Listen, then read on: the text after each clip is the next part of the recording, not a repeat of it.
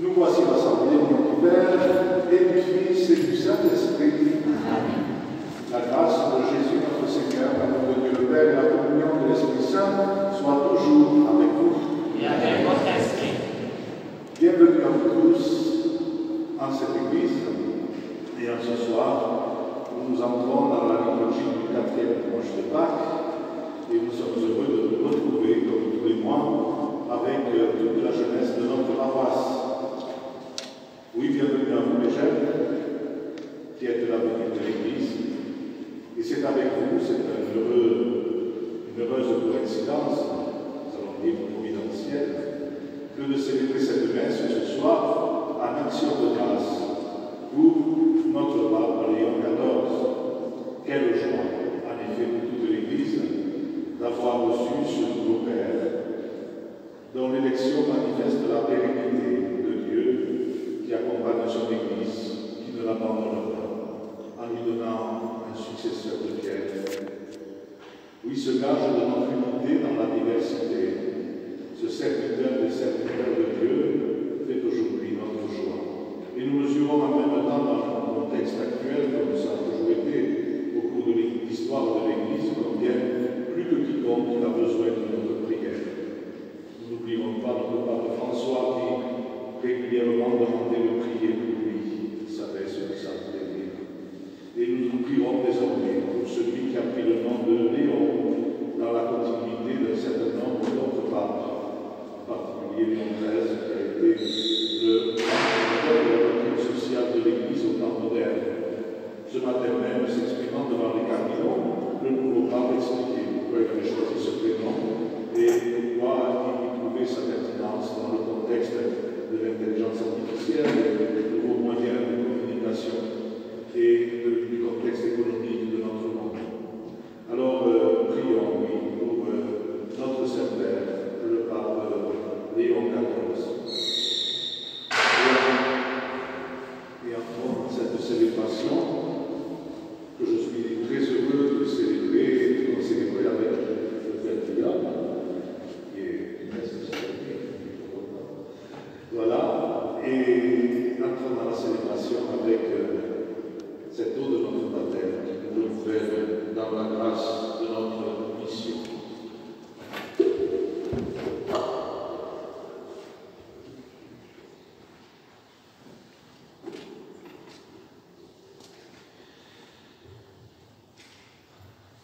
Dieu éternel et puissant, tu as voulu que l'eau, source de vie qui est ainsi de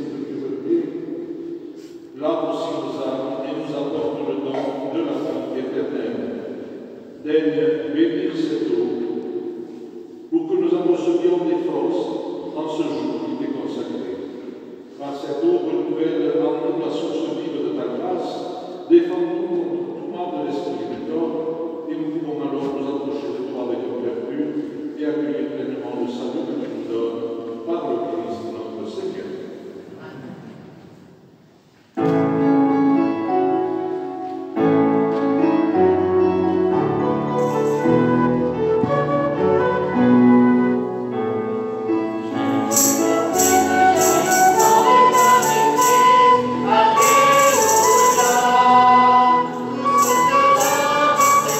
Alléluia.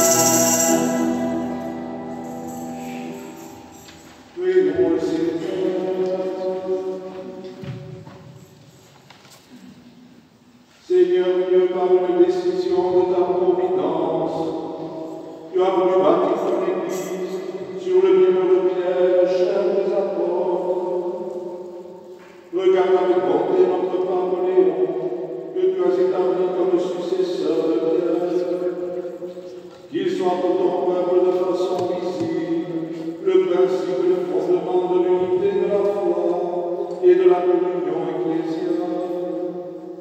Par Jésus-Christ, ton Fils, notre Seigneur, qui vit et règne avec toi dans l'unité du Saint-Esprit, Dieu pour les siècles des siècles. Amen.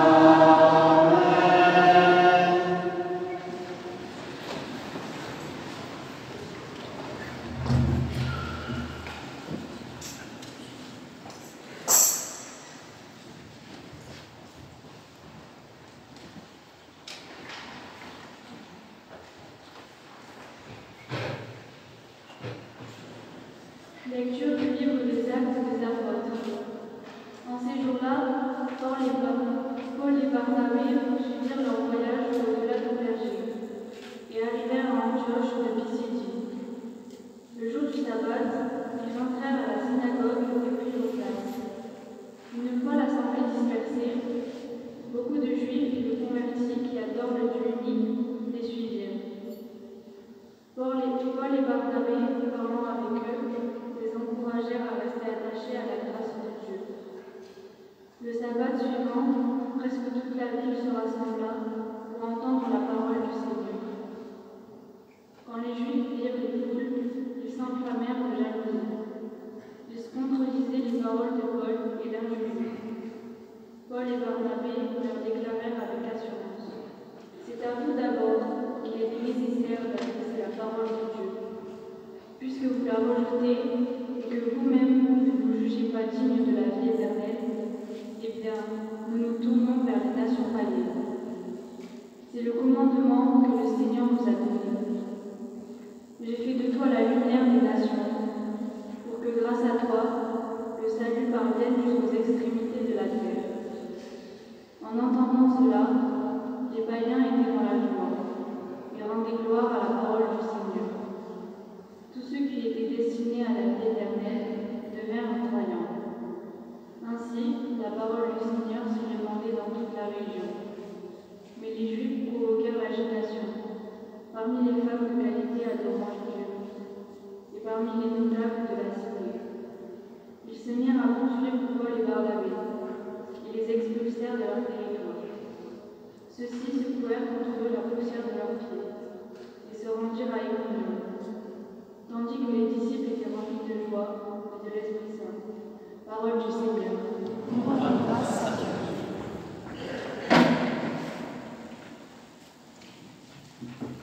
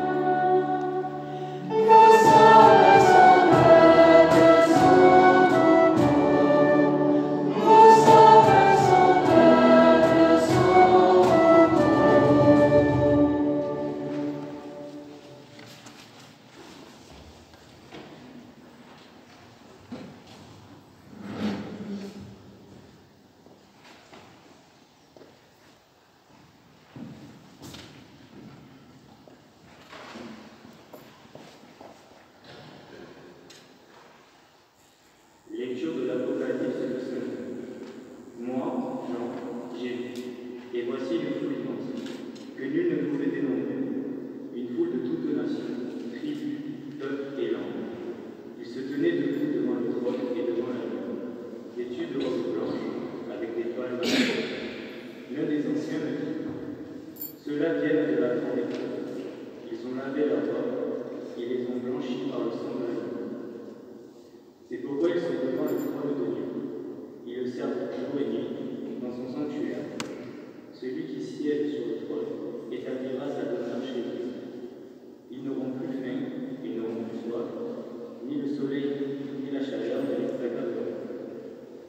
Puisque l'agneau qui se tient au milieu du trône sera leur pasteur, pour les conduire aux sources de l'eau de la vie, et Dieu sanctifiera toute l'heure de leur vie.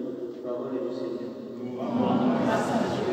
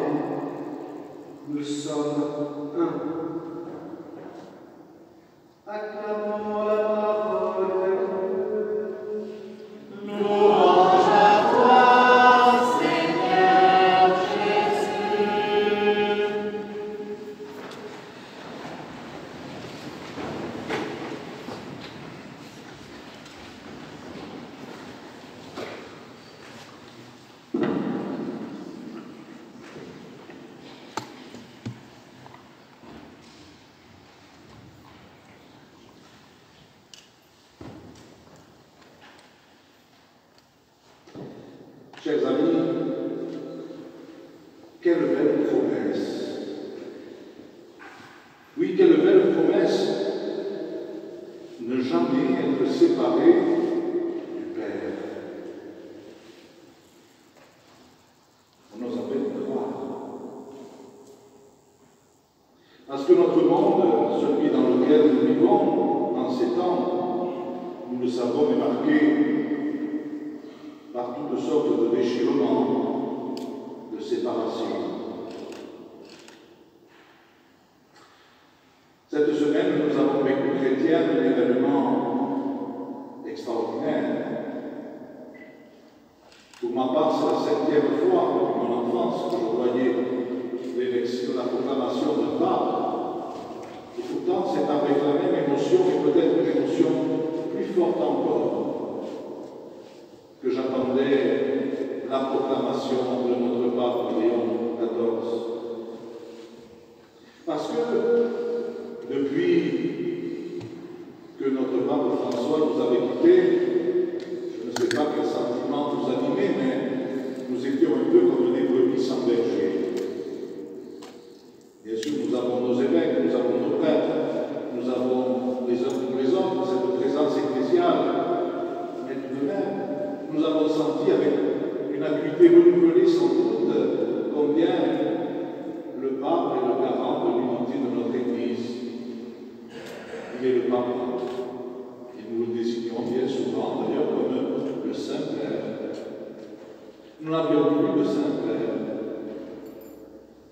voilà qu'un nouveau pape nous est donné.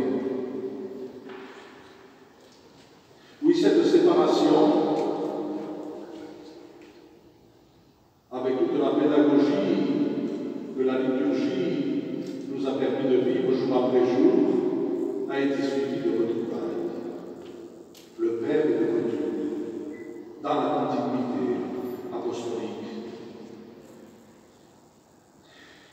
Et pourtant, nous mesurons chaque jour dans nos vies, dans les événements du monde, combien de séparations. Séparation entre les pays, dans un contexte où la paix est si fragile.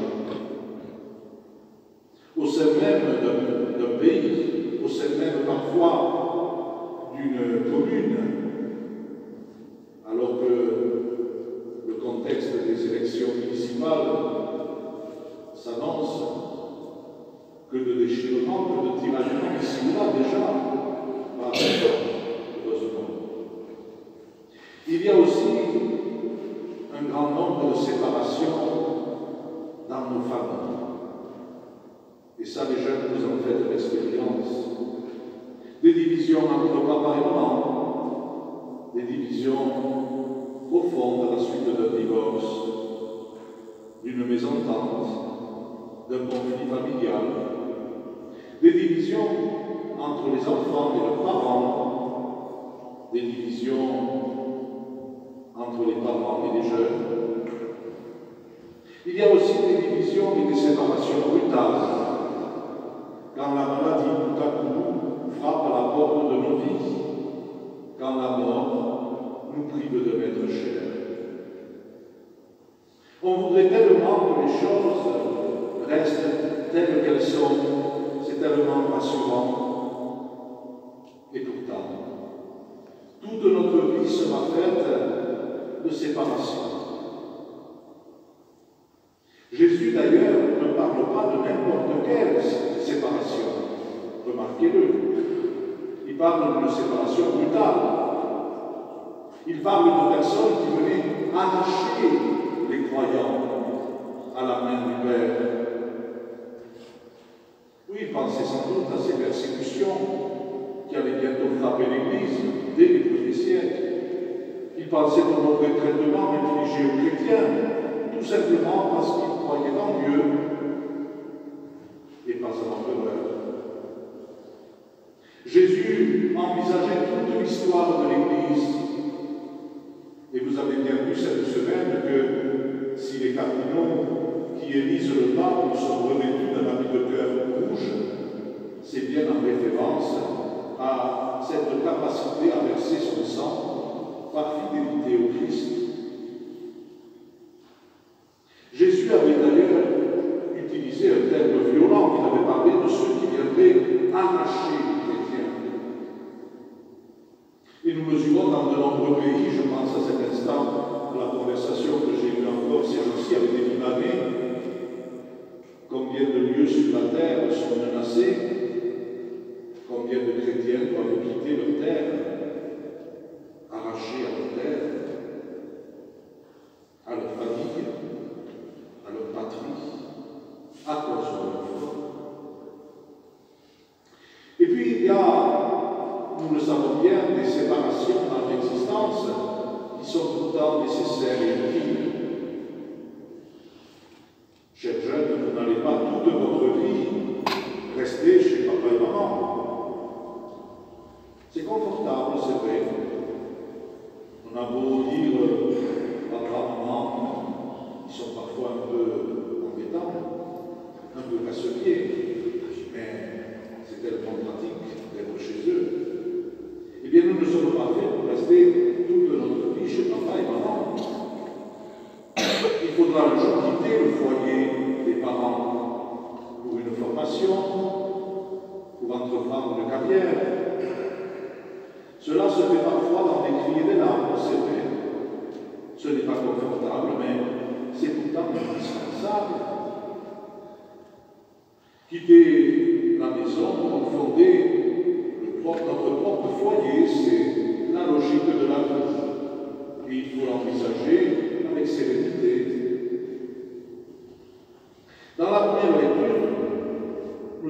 un autre exemple de séparation utile et nécessaire. Je ne sais pas si vous avez bien entendu, c'est Saint Paul qui décide de ne plus s'occuper des Juifs puisqu'il le rejette, mais de se tourner vers les païens. Qu'est-ce que c'est les païens? C'est un mot qu'on n'emploie pas beaucoup. Eh bien, ce sont ceux qui croient en d'autres dieux, ceux qui ne croient pas en Dieu. Et c'est grâce à ce choix que Saint Paul va porter la bonne nouvelle jusqu'à Rome, et que de là d'autres missionnaires sont venus jusque dans nos régions où il y a porté l'Évangile. Saint Paul avait quitté son pays, il avait quitté ses amis, ses compatriotes pour aller vers des étrangers, des gens qui avaient une autre culture, une autre langue, je le disais, d'autres dieux, croyances. Et c'est grâce à lui et à tant d'autres après lui que nous sommes aujourd'hui, 20 siècles plus tard, des chrétiens. Je vous ai choisi afin que vous partiez, que vous portiez du fruit et de votre fruit demain. Voilà. Je me souviens le jour de mon ordination au diacre, peut-être Guillaume s'en souvient-il aussi, de cet appel qui m'était adressé, qui est prévu par la liturgie, à m'avancer à l'appel de mon nom. J'avais pris place d'abord dans un banc de l'église avec mes parents, parce que je suis fils unique, c'était ma seule famille, et j'ai laissé mes parents m'avancer vers l'autel. Je crois que ma maman avait un souvenir assez émouvant de ce moment. Elle me disait, à ce moment-là, j'ai senti, voilà, que tu étais plus vraiment dans la famille, mais que l'Église devenait ta famille, et c'est vrai. Moi aussi, je m'en souviens. Là, c'était quelque part. Mais pensez à notre pape Léon XIV, pensez au cardinal Grégo. Il n'est pas revenu chez lui. L'autre jour, en regardant les cardinaux qui entraient en conclave, un ami me disait, quand on pense qu'il y en a un qui ne reviendra pas chez lui, il n'est pas revenu chez lui. Il avait sans doute beaucoup de choses à y faire.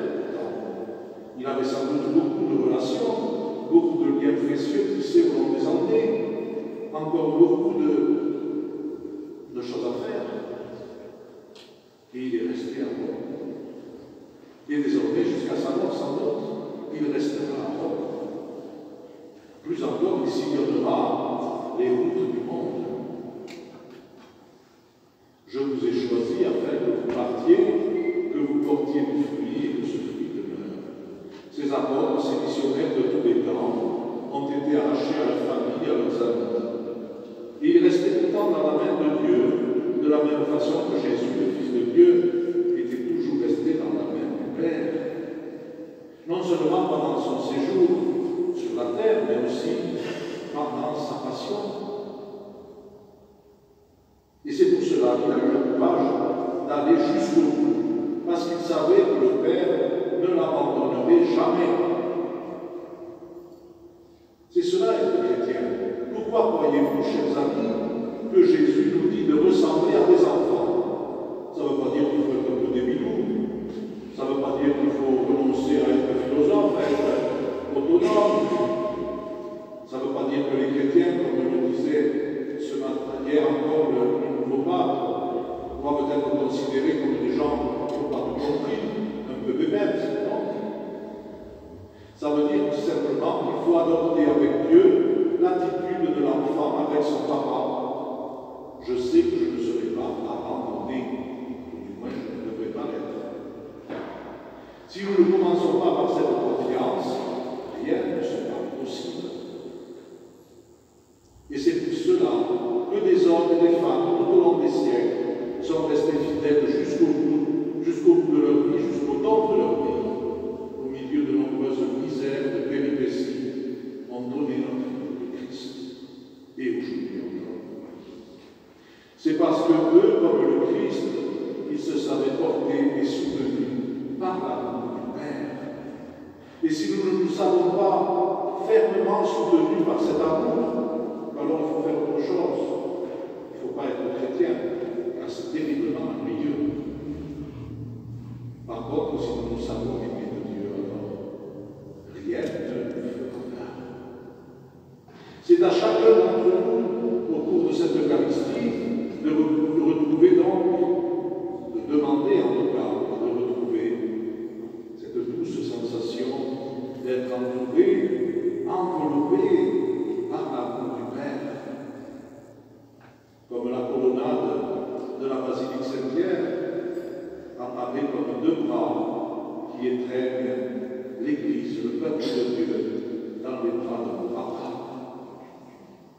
Alors oui, vraiment, nous en sommes sûrs, nous en serons sûrs. Rien, jamais, ni personne ne pourra nous arracher à cet amour.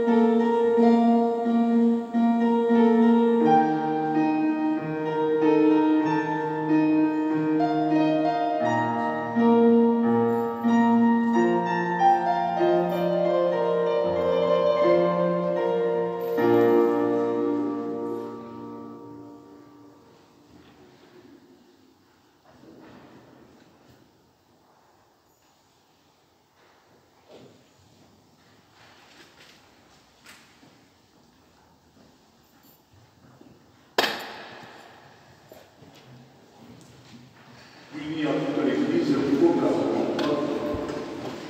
Je crois en Dieu, le Père Tout-Puissant, Créateur du ciel et de la terre, et en Jésus-Christ, son Fils unique, notre Seigneur, qui a été conçu du Saint-Esprit, né de la Vierge Marie, a souffert sous Ponce Pilate, a été crucifié, est mort, et a été enseveli, est descendu dans l'enfer.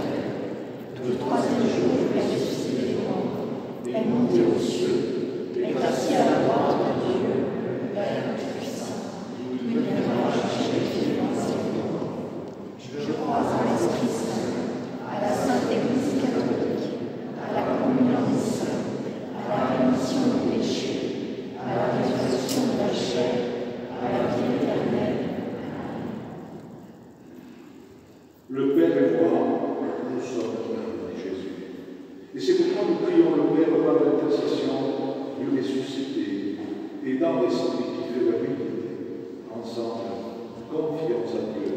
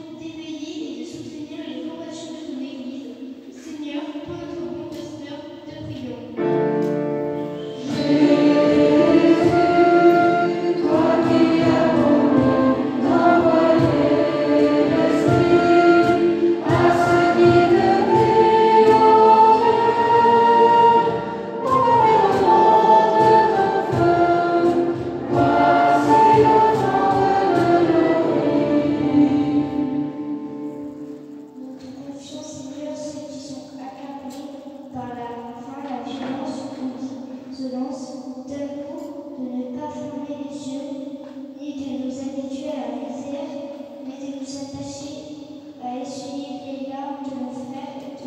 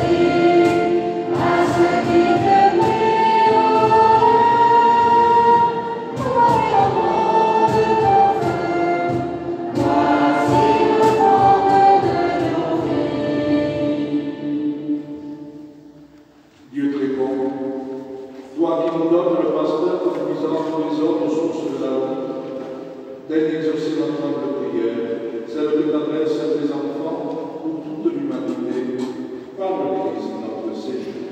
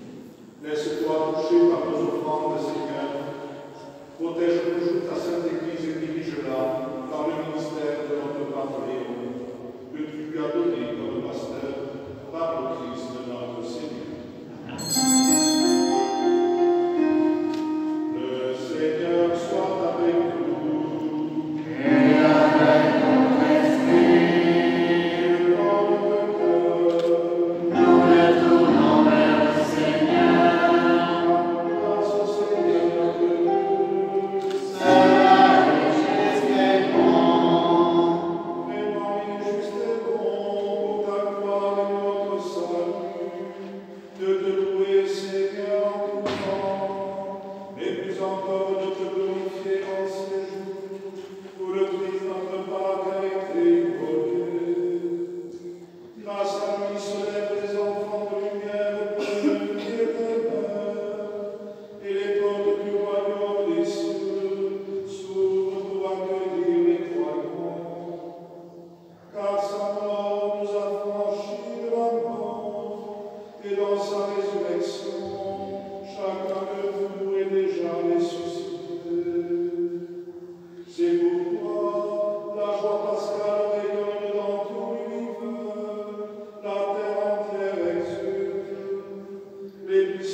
chantons-nous et les anges dans le ciel, chantent sans fin, dignes de ta gloire.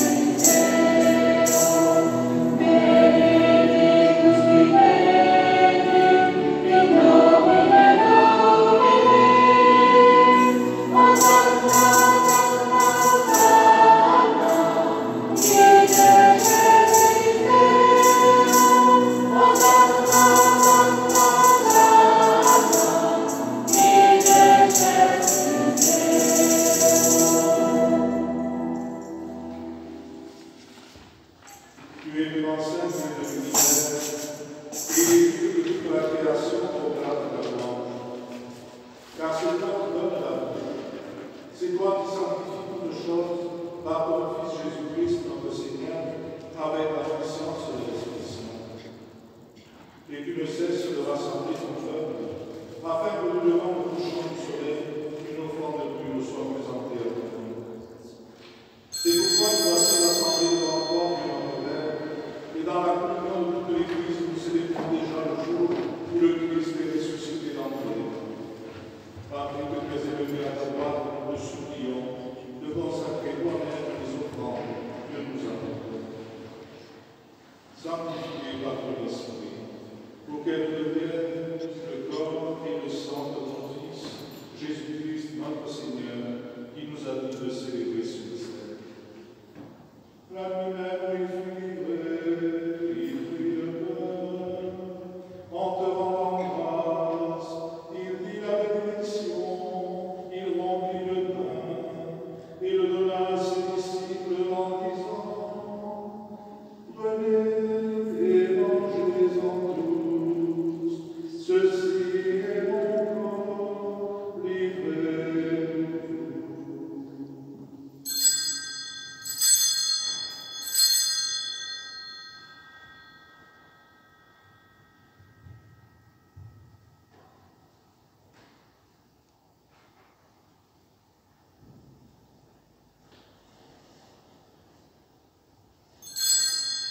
De même, après le repas, il prit la coupe, en te rendant grâce, il dit la bénédiction, et donna la coupe à ses disciples en disant, prenez et buvez-en tous, car ceci est la coupe de mon sang, le sang de l'alliance nouvelle et éternelle, qui sera versé pour vous et pour la multitude, en rémission des péchés.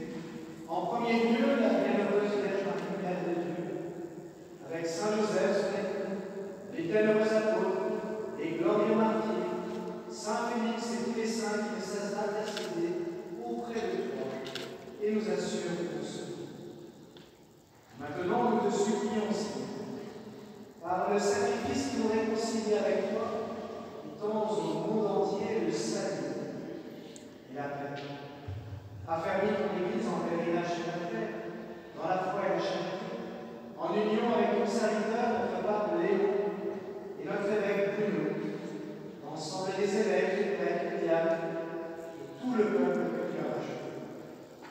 Écoute en ta bonté les prières de ta famille que tu as voulu rassembler devant toi. Pour ta miséricorde, ramène à toi, Père très aimé, tous tes enfants dispersés. Pour nos frères et sœurs défunts, pour tous ceux qui ont quitté ce monde et trouvent grâce devant toi, nous te prions. En ta bienveillance, accueille-les dans ton royaume. Nous espérons être comblés de ta gloire tous ensemble et pour l'éternité, par le Christ notre Seigneur, à qui nous donnons toute grâce et vie. Thank you.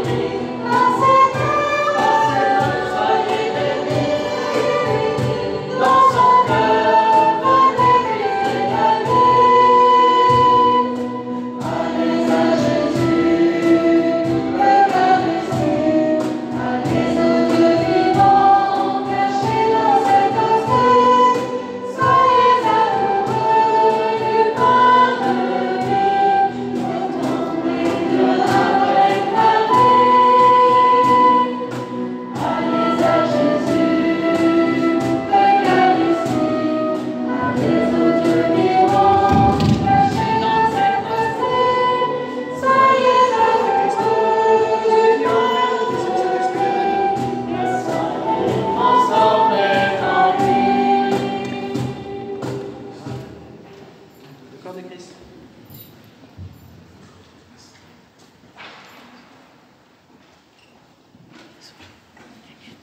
Le corps de Christ.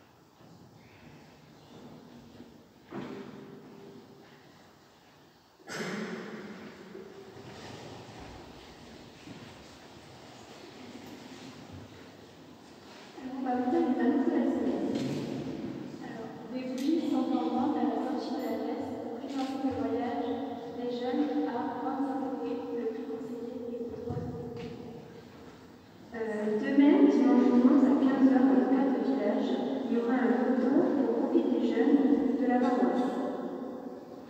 Mardi 13 mai à 15h à la salle paroissiale de Sijan, rencontre des équipes du Rosec.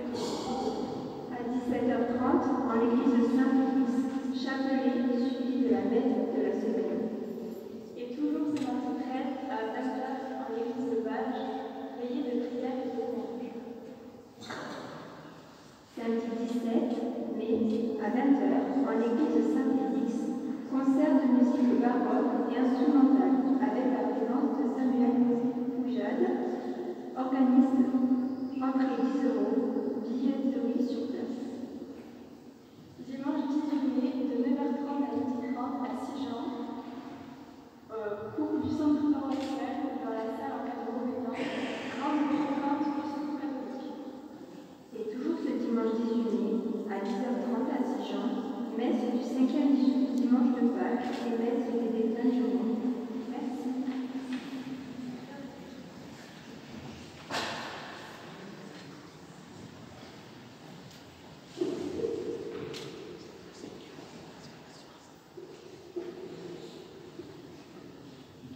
Prions le Seigneur.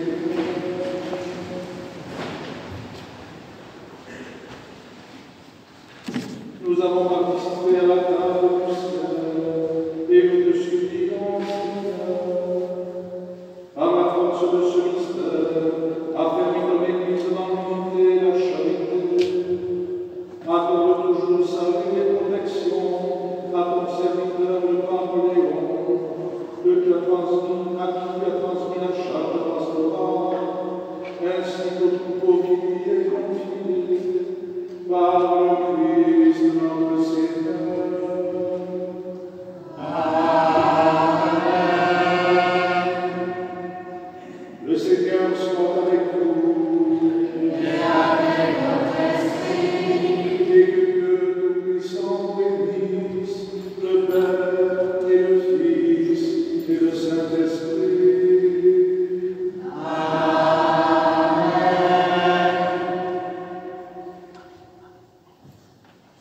En ce mois de mai, nous nous tournons tout particulièrement vers la Vierge Marie.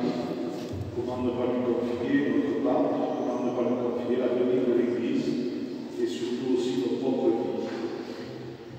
Je profite aussi de ce moment pour remercier toutes celles et tous ceux qui ont préparé, animé, participé à cette messe et qui nous ont aidés à prier. Merci au Père Guillaume et à tous ceux qui, de près ou de loin, ont pris part à cette liturgie. Nous nous tournons donc vers notre